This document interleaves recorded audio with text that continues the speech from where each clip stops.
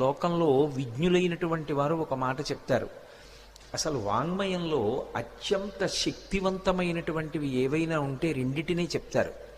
ఒకటి సుందరకాండ, రెండు సౌందర్యలహరి.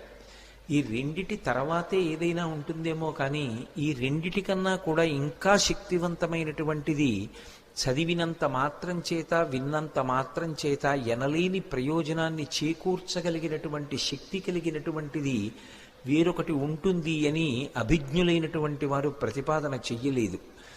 అంత శక్తివంతమైనటువంటి వాంగ్మయంతో, అటువంటి శ్లోకాలతో, మంత్రపూరితమైనటువంటి బీజాక్షరములతో కూడుకున్నటువంటి కాండ సుందరకాండ. పరమసుందరులైనటువంటి సీతారాముల్ని గుండెల్లో పెట్టుకుని తన సౌందర్యాన్ని అభివ్యక్తం చేసినటువంటి మహాసుందరుడిగా, హనుమ ఒక యోగి పొంగవుడిగా, ఆత్మదర్శనం చేసినటువంటి మహాపురుషుడిగా, ఒక వ్యక్తి జీవన ప్రస్థానంలో సంసారాన్ని తరించి చిట్ట చివర పరబ్రహ్మ దర్శనానికి ఉపాసనలో అంతర్ముఖ ప్రయాణం ఎలా చేయాలనేటటువంటి మార్గానికి సోపానాలు పరిచిన కాండ కాబట్టి సుందరకాండ అని పేరు పెట్టారు.